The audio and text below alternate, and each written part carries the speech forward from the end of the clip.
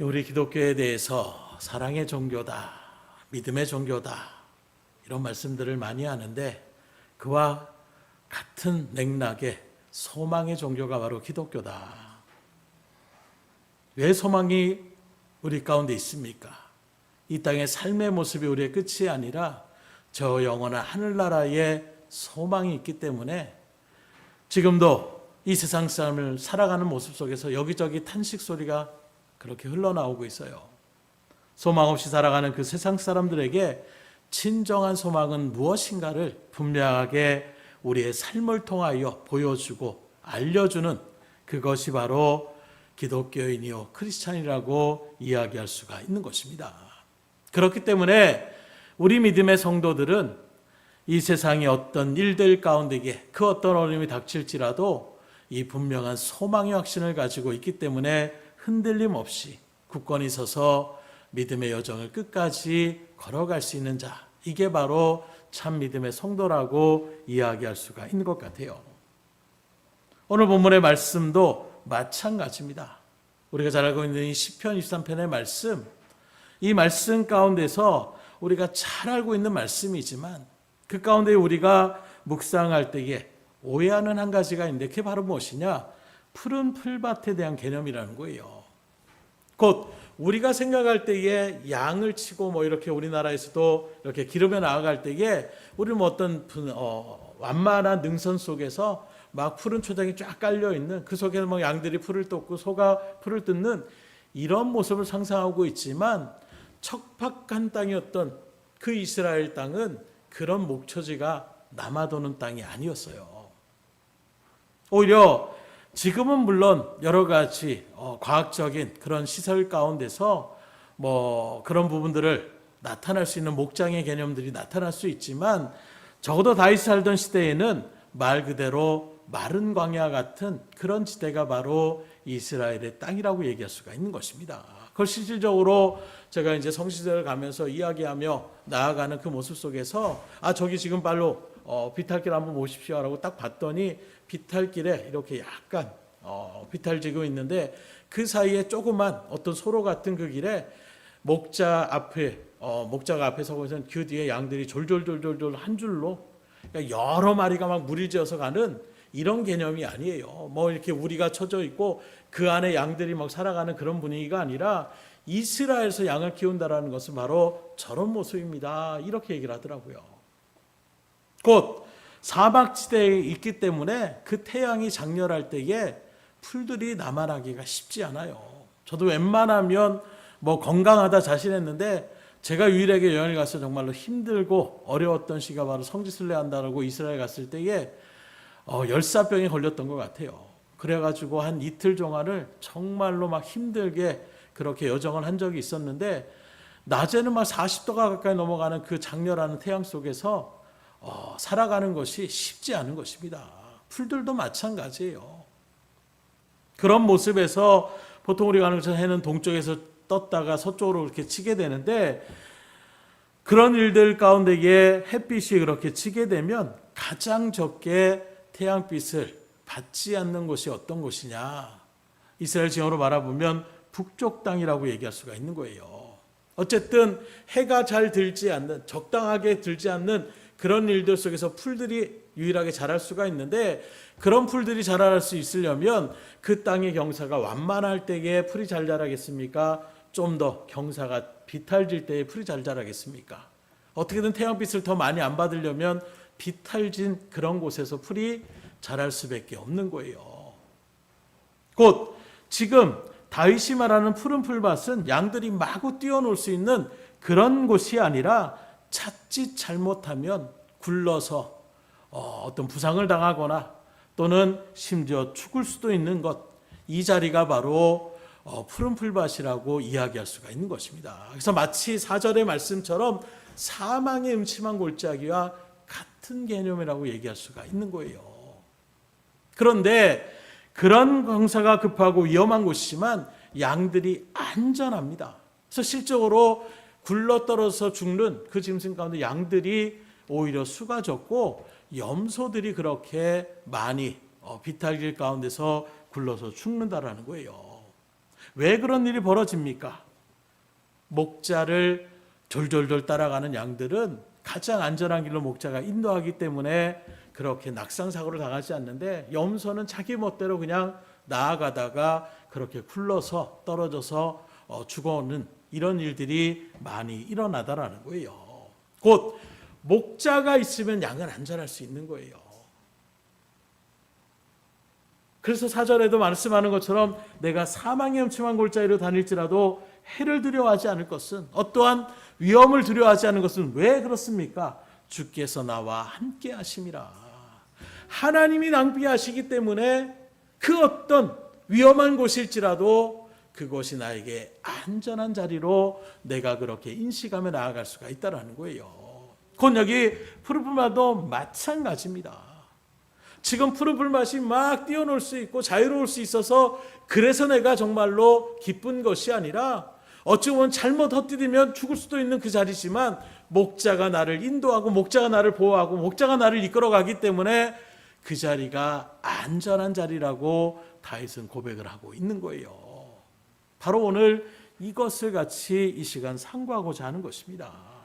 무슨 말이냐고 하면, 환경이 달라졌기 때문에 그 모든 일들 가운데 푸른 풀밭이 아니라 푸른 풀밭이라고 말할 수 있는 없는 그런 곳에서 그 푸른 풀밭에 사는 것처럼 살 수 있다라는 이 고백, 바로 다윗이 그 하나님을 바라보는 믿음의 일들 가운데 보는 이 세상의 관점의 차이임을 우리에게 보여주고 있다라는 거예요.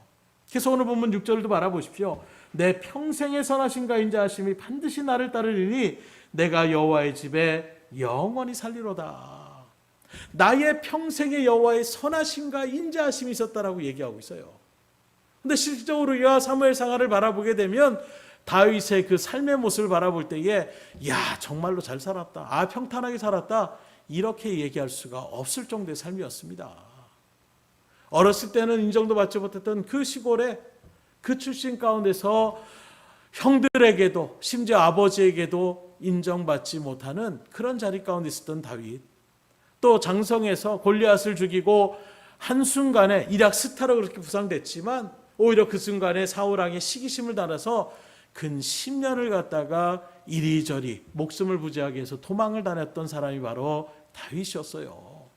심지어 그 일들 가운데 도저히 이스라엘 땅에서는 내가 버틸 수가 없다, 그 사울왕의 손길을 피할 수가 없다고 해서 어찌 보면 골리앗을 죽였던 그 적국이었던 블레셋에 몸을 위탁하며 나아갔던 이런 삶을 살았던 사람이 바로 다윗이라고 얘기할 수가 있는 것입니다. 심지어 마지막 말년에는 자기의 그 자녀들 속에서의 다툼 속에 동생이 형을 죽이고 또 오빠가 동생을 겁탈하며 나아가는 이런저런 정말로 참담한 일들을 당했던 사람이 바로 다윗이라고 이야기할 수가 있는 거예요.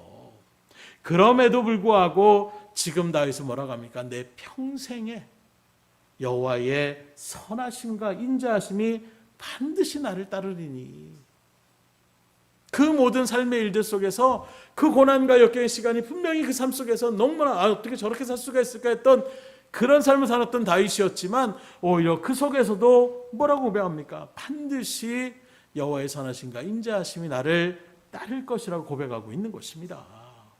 어떻게 이런 고백이 나올 수가 있습니까? 그런 험악한 세월 속에서도 결코 좌절과 또 낙심 가운데에 매어진 삶을 다윗이 살지 않았기 때문이라는 거예요. 물론 그런 다윗의 시편 속에서도 탄식시와 같이 너무나도 고통스러워서 하나님 너무나도 괴롭습니다, 너무나도 고통스럽습니다, 울부짖으며 나아갔던 다윗의 그런 시편도 있어요. 그러나 그런 시편일지라도 그 후반부에 가게 되면 항상 어떻게 끝을 맺느냐, 하나님이 살아계심을 붙잡고 그 가운데에 소망을 노래하고 있었던 다윗의 그 믿음의 고백을 우리가 바라볼 수가 있는 것입니다. 이런 모습을 통해서 우리가 깨달을 수 있는 것은 바로 무엇이냐, 삶 자체가 내가 평탄하기 때문에 내가 평탄한 것이 아니라 나의 관점에 따라서 지금 나의 삶이 주의 은혜 가운데 감사의 고백이 될 수도 있고 불평과 원망의 고백이 나올 수도 있다는 거예요. 예전에 어떤 영화에서 그런 얘기들을 가끔씩 들을 때가 있어요. 강에서 살아남는 것이 아니라 살아남은 자가 강한 자더라. 비슷한 말인 것처럼 보이지만 강하기 때문에 무조건 살아남는 것이 아니라 그런 어떤 우여곡절 속에서도 끝까지 살아남은 사람이 정말로 강한 사람이라는 것처럼 우리가 삶을 살아가는 것도 환경이 조성되어져서 내가 행복한 것이 아니라 그 어떤 환경 속에서도 그 환경을 뛰어넘는 믿음의 자리 가운데 그것을 바라볼 수 있는 그 하나님의 소망을 붙잡고 나갈 때에 우리는 넉넉함으로 모든 시험을 이겨나갈 수가 있더라는 거예요. 지금 여러분들의 신앙의 모습은 어떻습니까? 어떤 삶을 살아가고 있습니까? 인생을 살아갈 때에 어떠한 관점과 어떠한 시점으로 여러분들이 인생을 바라보며 살아가고 있습니까? 나는 되는 일이 없어. 뭘 해도 안 돼. 이래도 안 되고 저래도 안 되고 그런 일들 가운데 절망의 노래를 부르고 있습니까? 아니면 희망과 소망의 노래를 부르며 지금은 힘들지만 반드시 하나님의 은혜 가운데서 내가 다시 일어설 수 있을 것이라는 분명한 믿음의 확신을 부르며 주님 앞에 나아가고 있습니까? 오늘 다윗의 고백처럼 험악한 세상 풍파 속에서 있다고 할지라도 주님이 나와 함께 하시기 때문에 소망의 노래를 부를 수 있는 저희들이 될 수 있기를 주님으로 축원합니다. 어렵다 하고 있어요. 근데 그 말을 해가지고 우리의 삶이 나아지면 얼마나 좋겠어요. 그럼 계속 어렵다, 고통스럽다 얘기해도 상관이 없어요. 그러나 오히려 어렵다 얘기를 하면 나의 마음이 위축되고 그 얘기를 듣는 다른 사람들에게도 그런 마음의 어떤 어두움이 그대로 전가될 수 있는 이런 모습들이 있는 거예요. 그렇다면 적어도 오늘 우리들이 믿음의 일들 가운데서 절망을 노래하는 사람이 아니라 다윗과 같이 소망을 품고 소망을 노래하며 소망을 비춰주며 소망을 보여주며 나아가는 여러분들의 삶이 될 수 있기를 주님으로 축복합니다. 계속 4절의 말씀을 다시 한번 봅니다. 내가 사망의 음침한 골짜기로 다닐지라도 해를 두려워하지 않는 것은 주께서 나와 함께 하심이라. 주의 지팡이와 막대기가 나를 안위하시나이다. 바로 이런 고백을 할 수 있는 사람들이 참 믿음의 성도요 하나님의 자녀라고 이야기할 수가 있는 거예요. 이러한 믿음의 다윗과 같이 여러분들의 안목이 달라져서 절망 속에서도 소망을 품으며 주님과 함께 하시기 때문에 항상 믿음으로 그 소망을 마음에 품는 그대로 다른 박질하며 나갈 수 있기를 주님으로 축원합니다. 그럴 때 우리의 삶이 힘이 넘치는 거예요. 저 사람은 왜 저렇게 살 수가 있지? 누가 보더라도 절망적인 삶인데 어떻게 저렇게 기운차게 살 수가 있지? 거기서부터 복음의 역사가 일어날 수가 있는 거예요. 마태복음 26장 36절 이하에도 바라보게 되면 바로 예수님이 겟세마네 기도의 현장, 또 예수님이 그 대제사장들의 무리들에게 잡혀나가는 그 현장의 모습들을 쭉 그려지고 있어요. 이때 예수님의 기도를 바라보십시오. 간절하게 내게 심히 놀라게 되었다라고 정말로 피를 쏟는 기도를 주님 앞에 그 하나님 앞에 올렸음을 우리가 바라볼 수가 있는 것입니다. 그런 어두움의 속에서도 예수님은 결코 그 소망을 잃어버리지 않고 도리어 하나님의 뜻을 온전히 이루어 나가셨음을 우리가 바라볼 수가 있는데 철박하고 간절하고 그리고 애절하게 하나님 앞에 기도하였던 그 기도, 그러나 우리가 아는 것처럼 그 예수님의 간절함의 기도 3번이나 그렇게 같은 기도를 하면서 하나님 앞에 이 자를 내게서 떠나게 해달라고 기도했지만 결국에는 어떻습니까? 하나님의 응답은 없었어요. 그것을 떠나게 하지 않으셨다라는 거예요. 결국에는 나의 뜻이 상달되어진 기도가 된 것이 아니라 나의 뜻을 내려놓고 꺾어버리는 그런 기도의 자리가 바로 겟세마네의 기도였습니다. 그런데 사실 바라보게 되면 예수님의 그 전 세계를 바라볼 때에 예수님께서 기도하며 나갈 때에 예수님의 그 기도가 한 번도 응답이 되지 않은 적이 없었어요. 하나님 앞에 기도하는 것마다 하나님 앞에서 즉각 그 일들 가운데서 역사하심을 나타냈던 것이 예수님의 공생의 사역이었습니다. 그래서 예수님 스스로도 요한복음 11장 41절에 보면 아버지여 내 말을 들으신 것을 감사하나이다. 분명한 믿음의 확신이 있는 거예요. 나사로야 나오라 말하기 전에 하나님이 이미 나의 기도를 들으신 것을 내가 믿음으로 분명하게 예수님을 알고 있었기 때문에 아버지여 내 말을 들으신 것을 감사하나이다. 항상 예수님의 그 기도에 하나님 응답하시고 그 일들 가운데서 믿음의 역사, 그 놀라운 기도의 응답의 역사들을 체험하셨던 분이 바로 예수님이셨던 것입니다.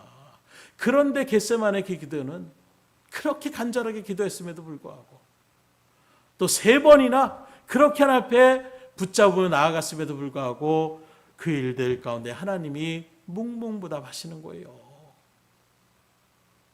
결국에는 자기의 고집을 꺾고 자기의 뜻을 내려놓고 아버지의 뜻이 이루어지기를, 그래서 기도를 마치셨던 예수님의 그 겟세마네 기도를 바라볼 수가 있는 것입니다. 오늘 우리에도 그런 기도가 있지 않냐라는 거예요. 정말로 이거 들어줘야 됩니다. 하나님, 이것만큼은 해주셔야 됩니다. 애절하고 간절하게 주님 앞에 부르짖었음에도 불구하고, 아니 평소에는 이런 기도도 응답하셨고 저런 일들도 하나님의 역사하셨는데 이 기도만큼 하나님께서 응답하시지 않고 그 일들이 풀어지지 않는 이런 일들을 당할 때에 여러분들의 마음은 어떻게 되겠습니까? 아마 많은 사람들이 거기서 무너지는 거예요. 낙심하는 것입니다. 나도 모르게 원망과 불평이 쏟아지는 거예요.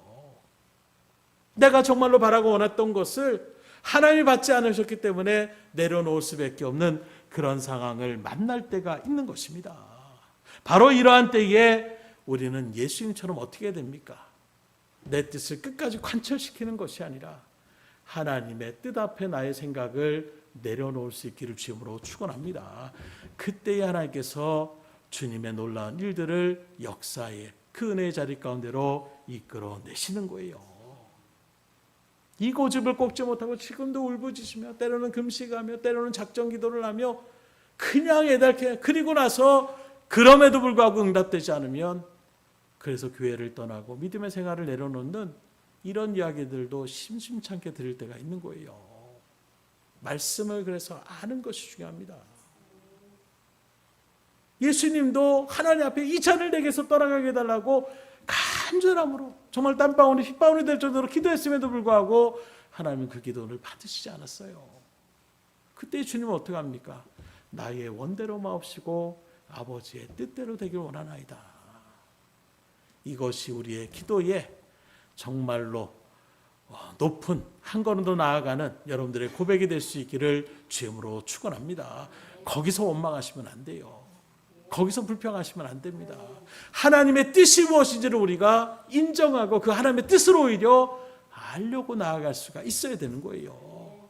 내 생각을 다 정해놓고 왜 안 됩니까? 왜 이렇게 됩니까? 그러면 그 문제는 해결이 안 되는 거예요. 계속해서 원망만 나올 수밖에 없는 것입니다. 계속해서 하나님에 대한 의구심이 나타날 수밖에 없는 거예요. 불신앙의 마음이 점점점 사단이 가만히 놔두지 않는 것입니다. 그럴 때에 나의 생각을 내려놓고 하나님의 뜻을 구하며 나아갔던 그 예수님처럼 하나님의 뜻을 물으며 나아갈 수 있기를 주님으로 축복합니다. 그렇게 예수님이 기도를 마치시자마자 어떤 일이 벌어집니까? 가룟 유다를 통하여 대선의 무리가 와서 예수님을 잡아채가는 거예요. 그때에 제자들이 어떻게 합니까? 뿔뿔이 흩어집니다. 며칠 전까지만 해도 베드로가 딴 사람 몰라도 나는 주님 죽음의 자리 가운데도 내가 가겠습니다 했던 그 베드로, 그 말에 나머지 제자들도 우리도 그렇게 할 것입니다 그랬던 제자들이 다 흩어지는 거예요. 이렇게 잡으러 나왔던 그 많은 사람들 가운데에 예수님의 어떤 말씀의 역사, 또 기적의 역사, 치유의 역사, 얼마나 많은 일들을 그들 가운데에 설파하시고 얼마나 많은 그런 권능의 능력을 그들에게 행하셨습니까? 그런데 오히려 그런 그들이 예수님을 잡아 죽이려고 지금 예수님을 찾아가는 거예요. 그때 누구도 예수님을 변호하지 않습니다. 이분이 누군데 왜 이분을 잡아가려고 하느냐고 누구도 나서지 않는 거예요. 어떻게 그럴 수가 있습니까? 3년 반 동안 그렇게 제자들을 양육하시고 그렇게 많은 기적과 이적을 나타내시고 그렇게 많은 하나님의 복음을 선포하고 하나님의 놀라운 은혜를 그렇게 나타냈음에도 불구하고 변화된 사람이 한 명도 없다는 말입니까? 그들 중에 친정한 주님의 제자가 한 사람도 있지 않았다는 말입니까? 그렇다면 지금까지 그 예수님의 3년 반 동의 사역은 헛수고일 수밖에 없는 것 아닙니까? 그 상황을 바라본다라면 말 그대로 예수님께서 지금까지 내가 뭘 했냐? 제자들에게 내가 얼마나 그렇게 얘기를 하고 얼마나 순환에 대한 이야기를 하고 얼마나 그들에게 말씀을 끼치고 얼마나 그들에게 믿음 가운데 서라고 그렇게 얘기했던 그 예수님의 모든 사역이, 그래서 어떤 분들은 이런 일들의 결과를 바라보면서 예수님도 실패자였다, 제자들의 양육에 대한 실패의 일들 가운데 섰던 분이 예수입니다. 이렇게까지 얘기하는 모습들이 있는 거예요. 그 예수님의 마음이 얼마나 무너지겠습니까? 정말로 우리가 힘들고 어려울 때가 언제냐? 믿었던 사람들의 배신을 당할 때가 가장 힘든 자리예요. 열심히 뭔가를 위해서 그것만을 바라보고 열심히 다른 박질을 했는데 그 모든 수고가 헛수고가 될 때에 허탈감은 이루 말할 수가 없는 것입니다. 아무리 일을 해도 결과물이 주어지지 않는 것만큼 허탈한 일이 어디 있겠습니까? 최선을 다한 것이 아니라 최선을 다하여 주님의 그런 일들 가운데 열심을 냈음에도 불구하고 열매가 맺혀지지 않을 때에 힘들 수밖에 없는 거예요. 절망할 수밖에 없는 것입니다.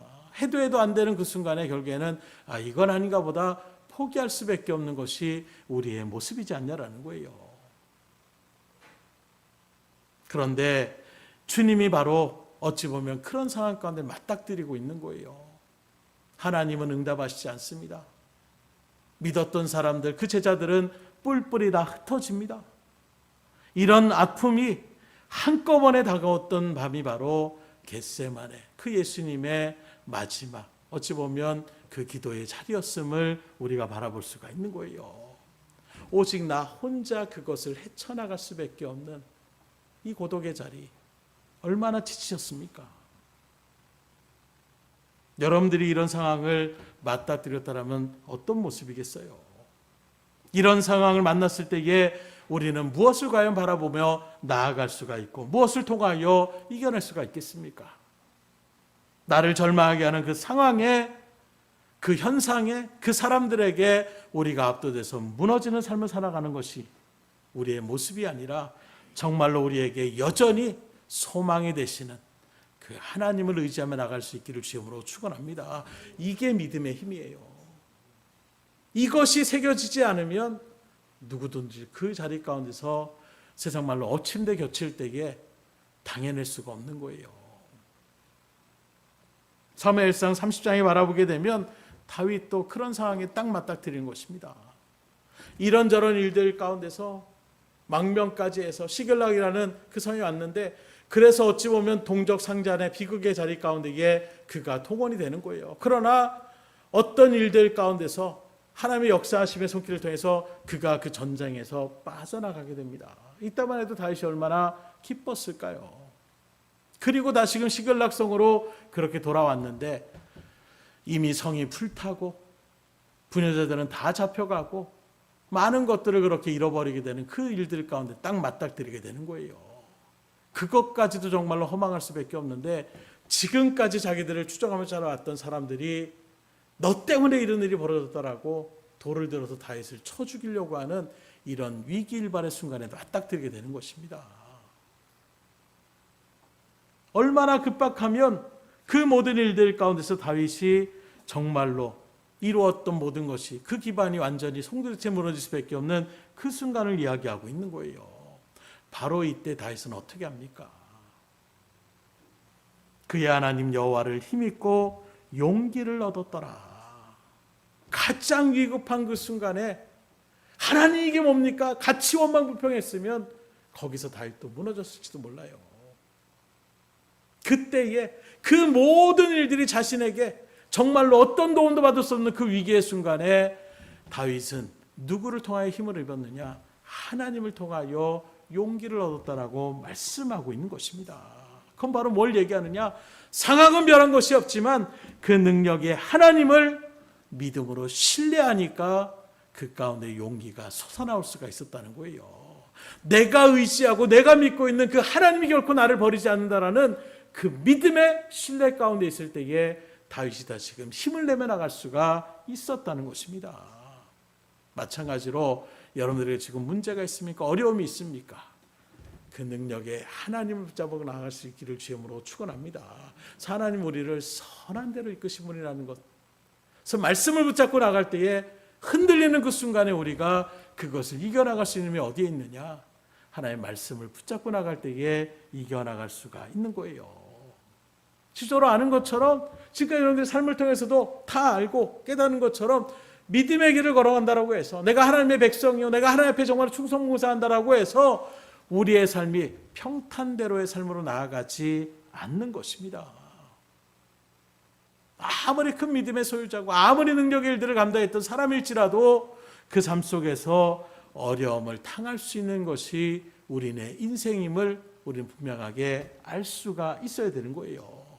이때에 하나님을 알지 못하는 세상 사람들과 불신자들과 하나님을 알고 그 하나님의 능력을 알고 그 하나님의 믿음의 백성으로 부름받은 성도의 극명한 차이는 어디에 있느냐? 그 어려운 상황 속에서도 능력의 하나님이 있다라면 다시금 내가 얼마든지 일어나갈 수 있다라는 그 분명한 믿음의 신뢰의 그 확신 가운데에 우리가 일어설 수가 있는 거예요. 이게 우리가 가진 가장 큰 어떤 힘이요 능력이라고 얘기할 수가 있는 것입니다. 똑같은 상황 가운데 놓여질지라도 그 일들의 상황만을 바라보는 사람은 무너질 수밖에 없지만 오히려 그 위기의 순간에 믿음의 사람들은 거기에서 믿음을 하나님께서 주시는 거예요. 능력이 하나님이 나와 함께 하시고 그 하나님이 나를 붙잡아 주시고 그 하나님이 반드시 나를 구원하여 주실 것이라는 그 믿음의 자리에 섰을 때에 우린 담대하게 일어설 수가 있는 것입니다.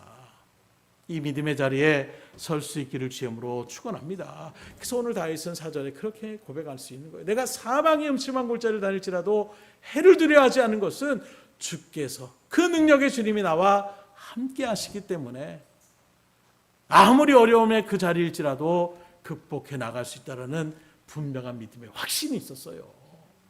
예수님도 마찬가지입니다. 제자들이 다 흩어졌습니다. 자신을 잡아주려고 왔습니다. 그 모든 속에서도 하나님의 어떤 응답이 들려지지 않는 그 속에서도 예수님은 하나님께 대한 분명한 신뢰가 있는 거예요. 뭐 당연한 말이겠지만 그래서 예수님은 무너지지 않는 것입니다.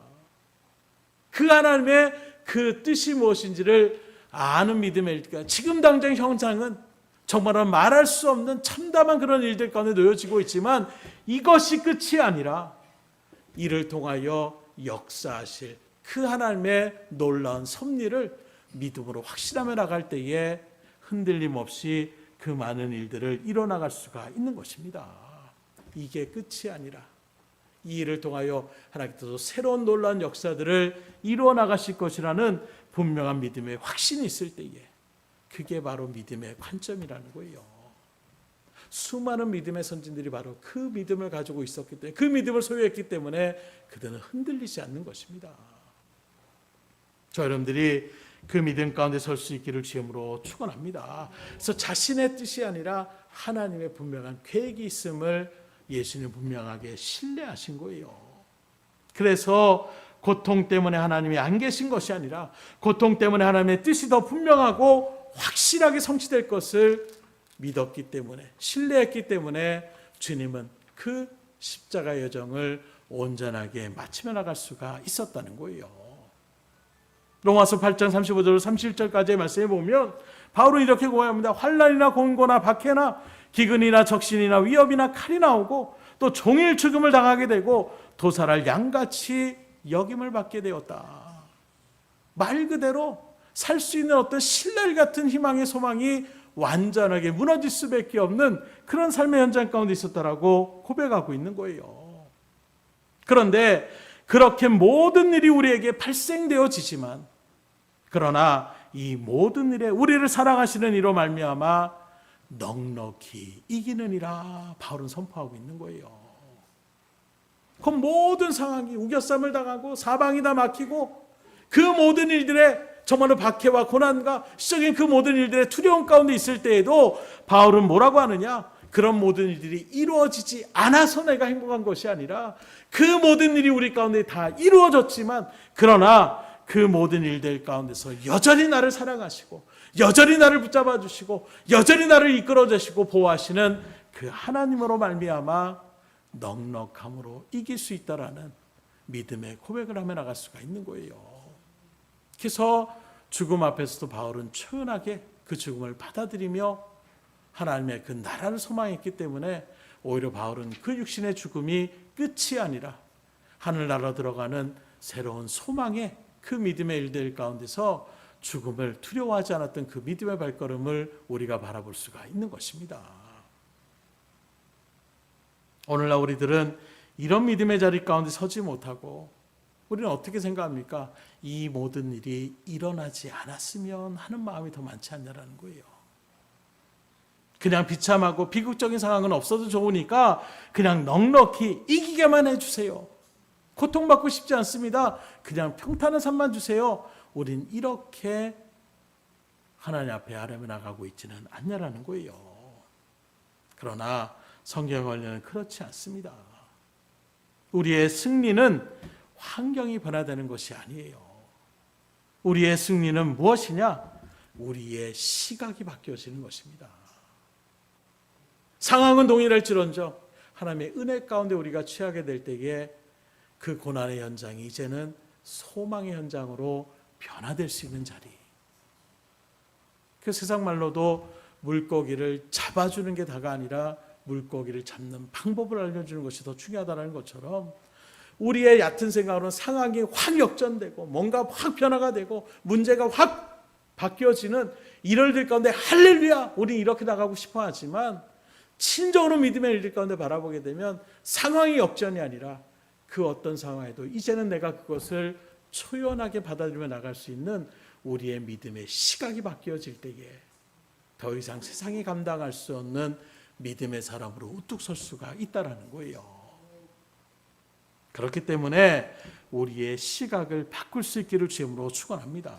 서두에 말씀드린 것처럼 푸른 풀밭, 그것이 정말 우리가 생각했던 그런 환상적인 풀밭이 아니라 자칫하면 굴러떨어지면 죽을 수 있는 그런 풀밭이지만 목자가 나와 함께 하시기 때문에 그 자리가 나에게 가장 편안한 자리가 될 수 있는 우리의 시각이 변할 때에 하나님의 놀라운 일들을 우리가 온전히 감당하며 그 어떤 일에도 넉넉함으로 이겨나갈 수 있는 믿음의 자리에 설 수 있음을 분명하게 기다리시고 이 시간도 어떤 문제가 있습니까? 괴로움이 있습니까?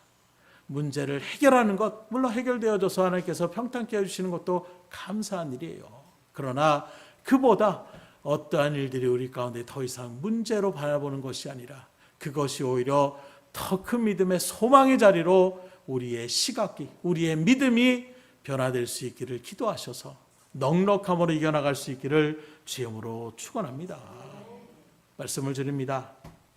환경은 달라지지 않아도 그 어려움 속에서 넉넉히 이기게 하시는 주님의 크신 사랑의 능력을 우리가 체험하게 되면 힘들어도 우리는 행복할 수 있는 거예요. 평안할 수 있는 것입니다. 기쁨과 감사를 주님 앞에 고백해 나갈 수가 있는 거예요. 그래서 요즘 한 드라마를 바라보게 되니까 정말 재벌가에 있었던 그런 모습에서 한순간에 시골로 그렇게 내려가게 돼서 이런저런 일들을 겪게 되는데 대조적으로 그런 것들을 보여주더라고요. 의도적으로 그런 것을 보여주는지 모르겠지만 돈이 있을 때는 가족 간에 그 돈 때문에 서로 막 물어뜯고 어떻게든 내가 더 가려고 했던 그런 마음들이 이제 모든 것을 내려놓고 그렇게 없는 곳에 있다 보니까 가족끼리 서로 이야기를 나누고 화목하며 나아가는 이런 모습들을 그려주더라고요. 그런 모습에서 이야기를 하는데 너희들이 언제부터 그렇게 서로를 그렇게 우애 있게 했느냐? 돈 때문에 그렇게 싸우고 다퉜던 너희들인데 그랬더니 그렇게 받아치더라고요. 그랬던 우리들이 아무것도 갖게 되지 않으니까 이제 가족의 소중함을 알고 서로 그렇게 이야기할 수 있게 되었다. 그 모든 것들이 뭘로 우리가 관심을 가질 때에 나타나는 모습들이 어떤 것들을 우리에게 정말로 삶의 모습에서 보여주고 있는 모습은 아닌지. 마찬가지입니다. 기독교는 예수님을 믿는 그 순간에 모든 고통이 사라지고 문제가 사라지는 것을 보여주는 종교가 아니에요. 이게 능력인 줄 알고 우리가 나아갈 때가 참 많은데 그것이 아닙니다. 여전히 고통 가운데 있고 여전히 어려운 가운데 있고 여전히 그 힘든 가운데 있지만 그 속에서 하나님의 뜻을 찾고 오히려 나를 힘들게 하는 그 원수들을 따뜻하게 대하며 항상 희망과 소망을 잃어버리지 않고 살아가는 그 모습을 보여주는 것이 바로 기독교의 정신인 것입니다. 이 모습에 복음이 증거되었던 믿음의 역사들을 우리가 많이 바라볼 수가 있는 거예요.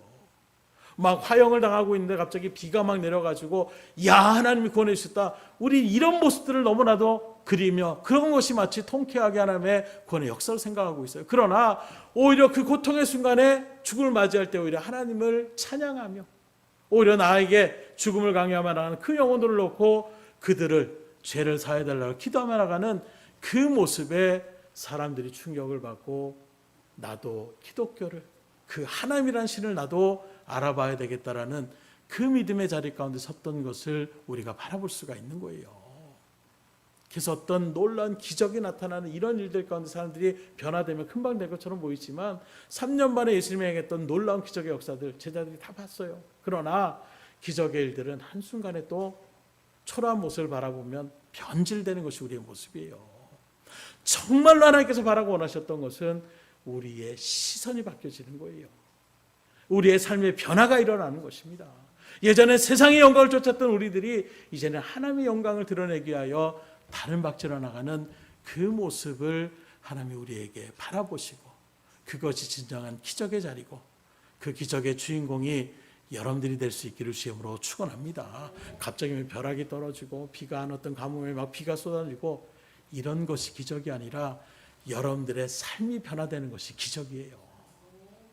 그 기적의 모습을 통하여 우리를 알았던 그 사람들이 저런 사람이 아니었는데, 그리고 그 속에서 하나님의 복음을 접하고 하나님의 구원의 자리 가운데 같이 동참해 나간다라면 이것만큼 복된 삶이 어디 있겠어요. 그러니 주의 일들 가운데 오늘 다윗처럼 어려움이 있더라도, 고난이 있더라도, 해결되지 않는 문제가 있더라도, 아무리 큰 절망 가운데 있더라도 하나님의 백성은 절대 망하지 않고 반드시 하나님께서 우리를 통하여 믿음의 역사를 이뤄나간다는 분명한 믿음의 확신을 가지시고 언제나 소망 있게 능력 있는 삶을 살아가시는 여러분들의 삶이 될 수 있기를 주님으로 축원합니다. 우린 그런 사람으로 부름받은 사람들이에요. 우리 옆 사람한테 선포하겠습니다. 당신은 소망의 사람입니다. 여러분들은 다 소망을 주는 사람들로 하나님께서 불러주신 거예요. 근데 정작 우리가 소망이 없어가지고 늘 인상 쓰고 나는 되는 일이 없어, 이렇게 하면 어떻게 되겠어요? 이제 내가 변하셔야 돼요. 뭔가 틀려졌는데 우리 남편이, 우리 아내가, 우리 자녀들이, 우리 부모가 뭔가 틀려졌다라고 느껴질 수 있는 소망의 사람으로 변화되어질 때에 하나님이 그 모습을 통하여 역사하여 주시는 거예요. 그런 사람들이 다 될 수 있기를 지금으로 축원합니다. 기도하겠습니다.